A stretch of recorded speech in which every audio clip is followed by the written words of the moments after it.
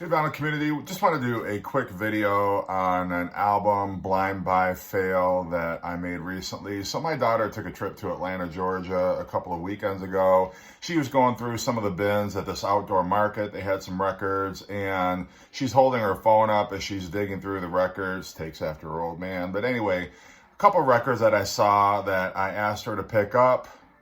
They really didn't have much else that I recognized or that was within a reasonable price range. But whenever I've done my crate digging episodes, anytime I pass by a Steve Hackett album, everybody's always like, why didn't you get the Steve Hackett? Steve Hackett's great.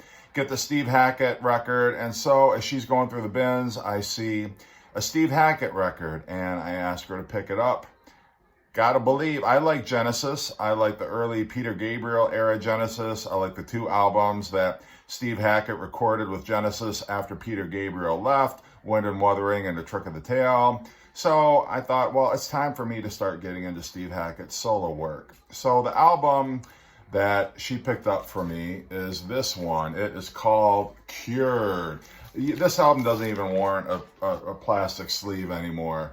This album sucks, okay? I put this on the turntable. It is on the Epic label, and it's in fantastic shape, so I was real excited. The jacket's in good condition. It's got the inner sleeve and everything, and I throw this on the turntable, and this is just awful.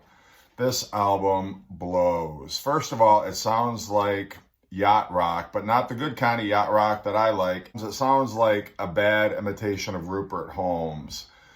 This album does. And the dead giveaway should have been the cover. Steve Hackett sitting there looking stoned, drinking what I gotta assume is a pina colada. He's got the ocean in the background, which is always a bad tip-off.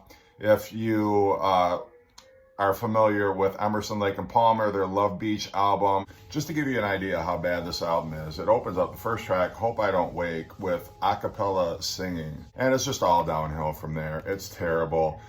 You got tracks on here like The Air Conditioned Nightmare, Picture Postcard, Funny Feeling. I have a funny feeling I'm not going to like this album. A Cradle of Swans, Overnight Sleeper. Overnight sleep. What's an overnight sleeper? You mean like one night stand? Turn Back Time.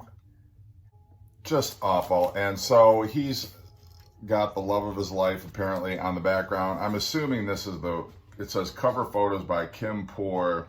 This album is dedicated to Kim with all my love and affection. So maybe she's responsible for why this album sounds terrible. Maybe she softened him up a little bit. This is the farthest thing from what I expected when I bought a Steve Hackett album.